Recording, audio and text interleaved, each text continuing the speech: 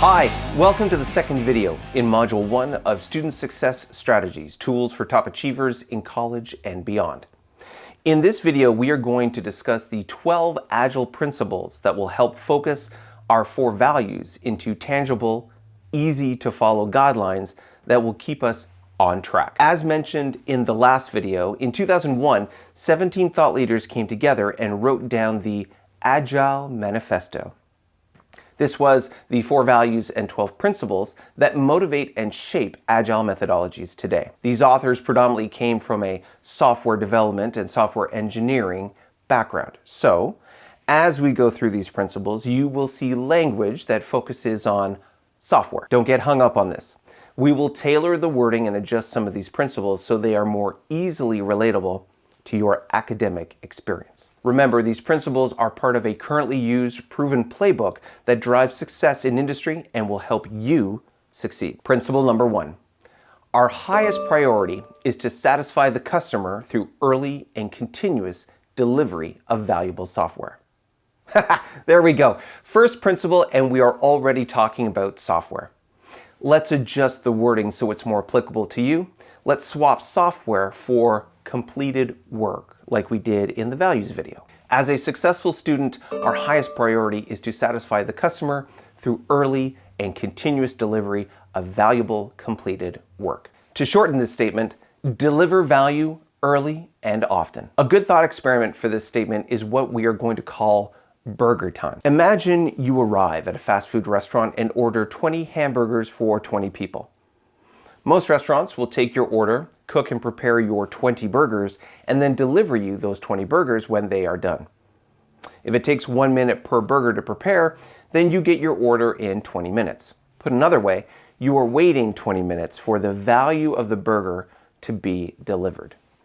If there is anything wrong with your order, maybe the 20 burgers need some cheese or some additional toppings, then you are waiting longer as the restaurant remakes your burgers, perhaps as long as another 20 minutes. What if instead of making one big batch of burgers, you receive the first burger as soon as it was done? If it takes 1 minute per burger, then you would receive your first value or completed work at the 1 minute mark, instead of waiting 20 minutes. If you notice something wrong with your burger, it could be adjusted as they're making the other 19.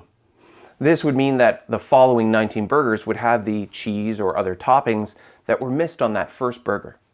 If they remade the first burger at 1 minute per burger, then you would have received the total value of your burger order with time for correcting the mistake by minute 21, instead of minute 40 if it was done in one big batch.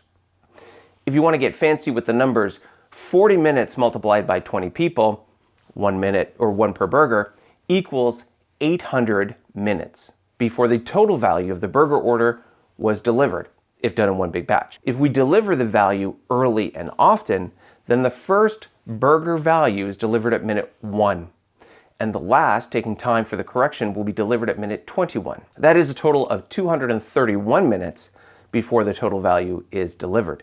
That's nearly 3.5 times faster, 3.46 to be exact.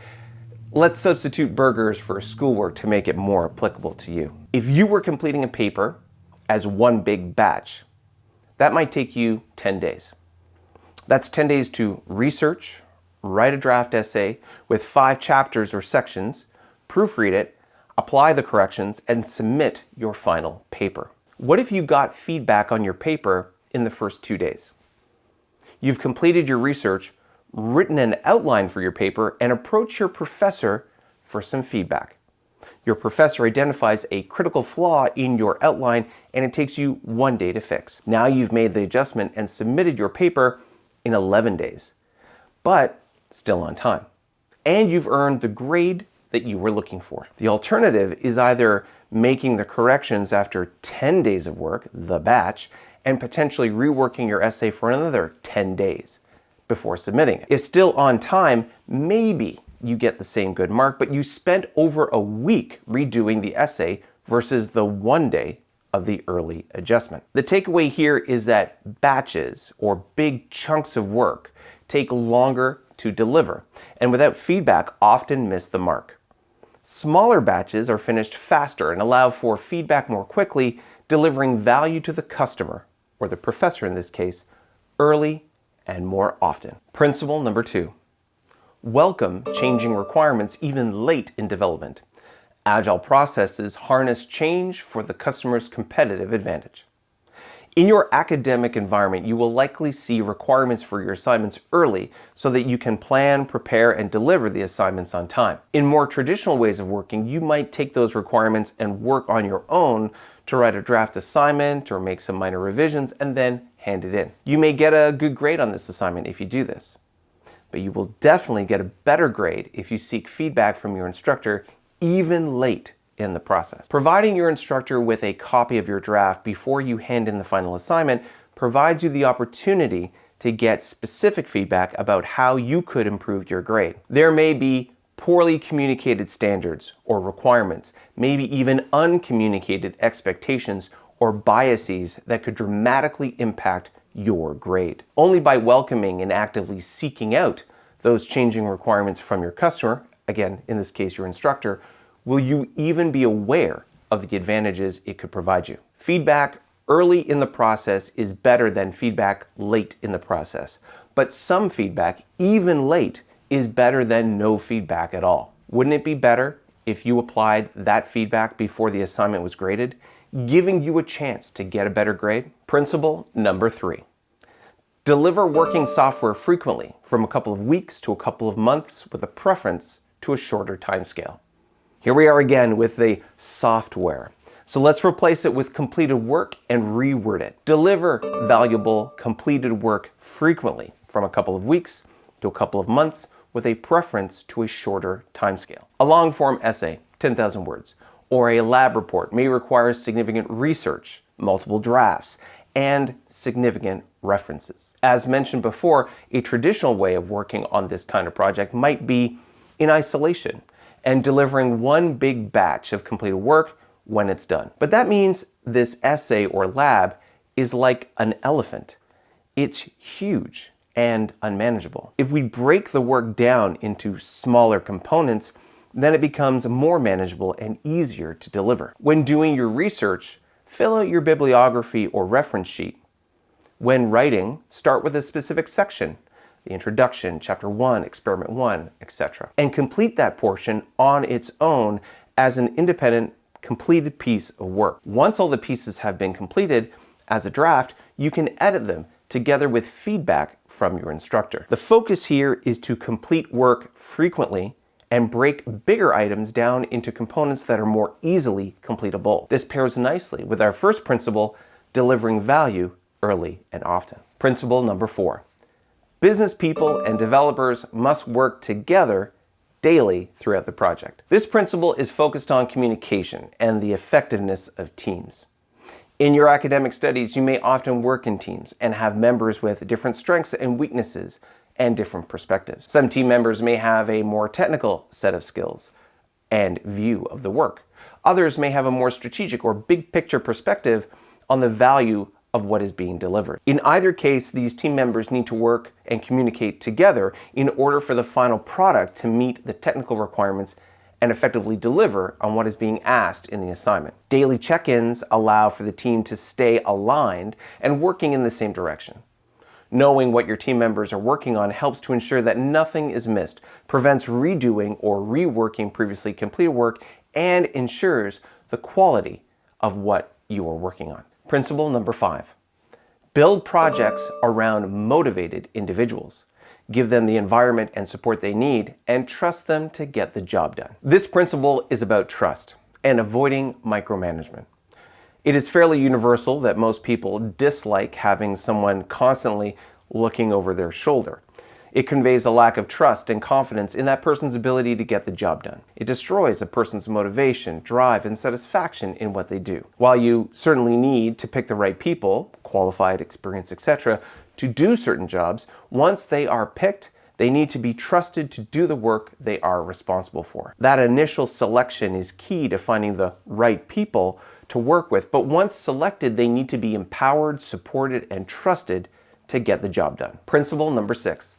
The most efficient and effective method of conveying information to and within a development team is face-to-face communication. Remote work and tools have really changed the way teams work together, but the principle of communication is still key.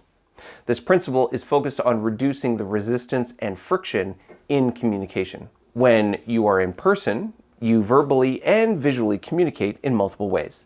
You're able to seamlessly respond to subtle cues and signals that are lost when not face-to-face. When in person, interaction isn't possible, then video conferencing and video calls are the next best thing. Next in that line is voice chat or a telephone call.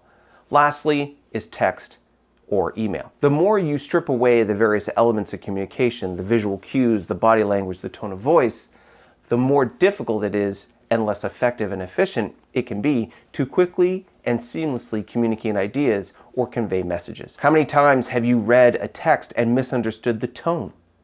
Have you ever wanted to ask a question after listening to a voicemail or reading an email?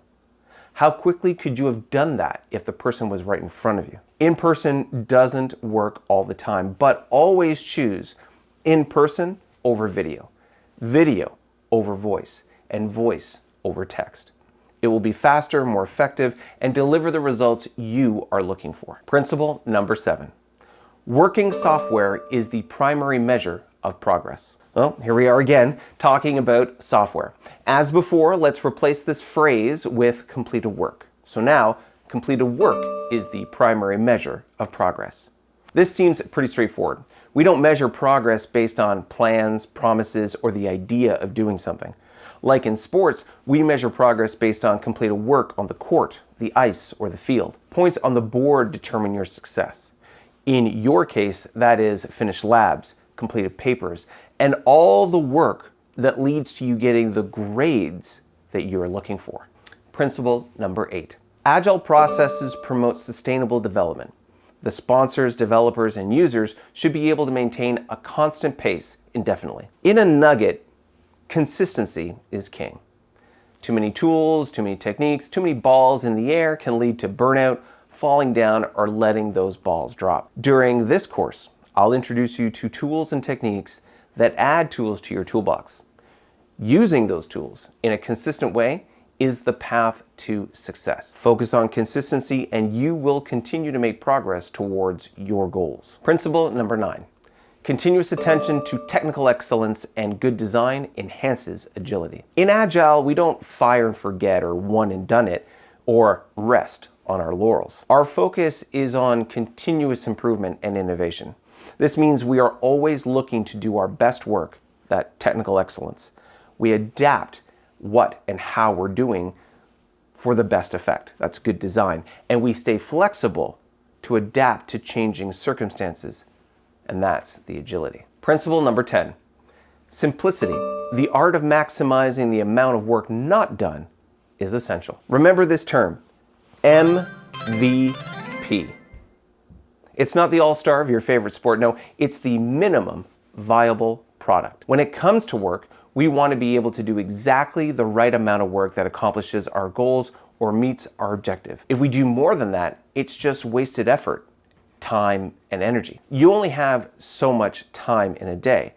The time you spend on one project takes away time from another. You need to get clear on what needs to be done to satisfy your customer, or in this case, the instructor and the professor. Meet those needs to get the mark that you want. Any extra takes away from other projects or activities that you're responsible for. Principle number 11. The best architectures, requirements, and designs emerge from self-organized teams. When doing group work or managing teams, providing your team the agency, flexibility, and trust to work within their own structures allows ideas to flourish and delivers better results. Micromanagement, as discussed before, is the opposite of this. It kills creativity, builds resentment, and demotivates the delivery of the best value a team can offer. Boundaries and limitations, good. Micromanagement, bad. Principle number 12. At regular intervals, the team reflects on how to become more effective, then tunes and adjusts its behavior accordingly. Regular reviews of performance allow you to spot the issues before they become problems and dial in improvements to add value. Healthy teams reflect on how to cut out what isn't working and double down on what is. Now, we'll be specifically discussing this in Module 4 and Module 5. I'll see you in the next video.